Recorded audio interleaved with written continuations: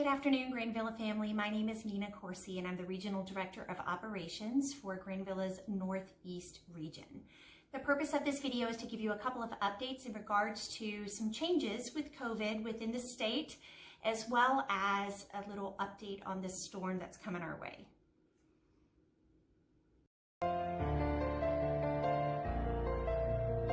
The state of Florida has definitely made some changes over the past couple weeks in regards to how they are monitoring COVID and some of the requirements that they're putting on us, our staff, as well as our residents.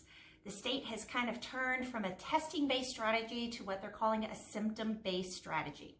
The reason for this is that they're seeing that a lot of individuals are testing positive over and over and over and over again. It's almost like this virus does not leave their system. However, they have no symptoms whatsoever. They're completely asymptomatic, and some of their family members that have been close by to them are not getting sick. So the CDC has taken a look at this and tried to figure out a little bit more about the virus itself and what causes people to get infected and not get infected and how the transmission works. So the state has determined that a lot of people are not as infectious as maybe they thought in the beginning, and they're starting to change their guidelines based on a symptom-based strategy. At Granvilla, we can't take care of residents who are symptomatic. We just don't have that level of healthcare capabilities. So we are sticking for now with a testing-based strategy. And that means that any resident who is positive or any staff member that is positive will not be able to stay within the community, and we will require 2 negative tests before that individual can return to our community.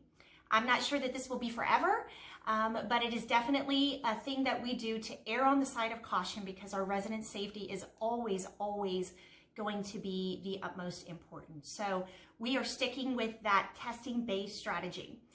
Our transition program has changed a little bit, and for those of you who have seen videos from me in the past, our transition program is basically the quarantine time that a resident has to go through when they first come into our community. So we require a negative test prior to admission or readmission, and then the resident would stay in a specific room by themselves and be tested several times during this quarantine time. So the way it is officially now, based upon the CDC's new guidelines, is that the resident will be tested on the 2nd day of their stay, as well as the 7th day of their stay within the community. They will not be allowed outside of their apartment. Previously, based upon some guidelines, we had said that after the 5th day, the resident could come out of their apartment if their first test was negative. But the state has said that they really are sticking to the 10-day policy, and so we are going to mirror their advice. And on 2nd day, 7th day, we will test the resident. If both of those tests come back negative, then we will allow them to come off that quarantine/transition program on day 10. So that is how that policy has been updated and how we have decided to keep moving forward as far as how we deal with COVID positive residents and staff members.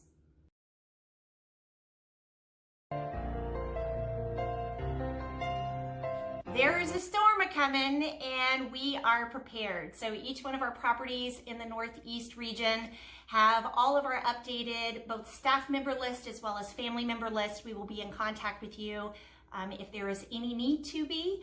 We're feeling quite confident that we're safe for this storm. Thank you. But we are still going to have all precautions in place ready to go, including checking our food, making sure we have everything for our emergency food pantry, working with our pharmacy to make sure that all of our medications are there at the property, double taking a look at the staffing within each community and making sure that we're all set and good to go there.